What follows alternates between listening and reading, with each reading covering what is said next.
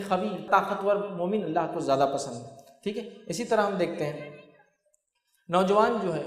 وہ اپنے آپ میں بڑی اہمیت رکھتے ہیں، اس لیے کہ جس امت کا نوجوان بگڑ جاتا ہے، گمراہ ہو جاتا ہے، اس کے لیے کوئی بہت بڑے علامہ اور دانشور کی ضرورت نہیں ہوتی ہے بتانے کے لیے کہ یہ قوم کا آنے والا مستقبل اندھیرے میں ہے، ڈارک ہے، اندھکار میں ہے۔ کوئی دانشور ہونے کی ضرورت نہیں، بہت عقل مند ماہر انسان نہیں، کوئی بھی سڑک چلتا انسان سے پوچھے کہ یہ امت کے نوجوان ایسے ہی، اس کے بارے میں کیا پریڈکٹ کرتے ہو، آنے والی پیشن گوئی کرتے ہو، کہیں گا اس کا مستقبل اندھیرے میں ہے، ڈارکنیس میں ہے، یہ قوم کچھ نہیں کر سکتی، اس لیے کہ اس کا نوجوان برباد ہو چکا ہے۔ اور جس قوم کا نوجوان اٹھ جاتا ہے، نبی اکرم صلی اللہ علیہ وسلم نے دعوت دی، دعوت دینے کے بعد لوگ ایمان لائے، اور اکثر صحابہ کی جماعت جو آپ پر ایمان لائی تھی ان کی عمریں آپ دیکھیے 10-12 سال سے لے کر 35-40 سال کی عمر کے زیادہ صحابہ تھے، اور وہ کارنامے انہوں نے انجام دیے، وہ بڑے بڑے کارنامے انجام دیے جس کے بارے میں سوچ کر ہماری عقل دنگ ہو جاتی ہے،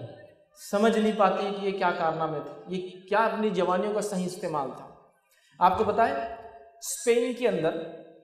ابن ندیم نامی ایک شخص تھے، ابن ندیم جو علماء ہیں وہ جانتے ہیں، ابن ندیم نے ایک فہرست تیار کی تھی۔ ابن ندیم ایک شخص تھے، انہوں نے اپنے زمانے میں یہ سوچا کہ مسلم جو علماء ہیں وہ دنیا میں کیا کیا کارنامہ انجام دے رہے، سائنس میں، ٹیکنالوجی میں، تفسیر میں، فقہ میں، حدیث میں، انہوں نے فہرست تیار کی کہ کس نے کیا کارنامہ انجام دیا۔ طے یہ کیا گیا کہ صرف کتاب کا نام اور مصنف کا نام لکھا جائے گا۔ تو ابن ندیم کی فہرست کئی جلدوں میں جمع ہوئی، جلدوں میں، مانو والیومز اینڈ والیومز، صرف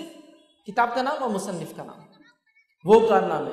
آج اسپین میں وہ کتابیں ابھی بھی اسپینی زبان میں موجود ہے، جس کو پڑھ پڑھ کے کتابوں کو ڈھونڈا جا رہا ہے کہاں سے نکلیں گی، معلوم ابن ندیم کی فہرست، اور کتابیں نکل رہی، فلاں جگہ ایک کتاب نکل رہی، اوہ یہاں مل گئی وہ کتاب، فہرست موجود تھی، فہرست سے ڈھونڈا جا رہا ہے۔ معلوم آپ کو اتنے بڑے بڑے کارنامے کہ جن کی فہرستیں جلدوں میں جمع ہوتی ہے، اور آج اگر کوئی لکھنے بیٹھے کہ مسلمانوں کے کیا کارنامے ہیں، کس فن اور فیلڈ میں آگے ہیں، کیا لکھیں گے بتائیے، کون سی فہرستیں بنیں گی؟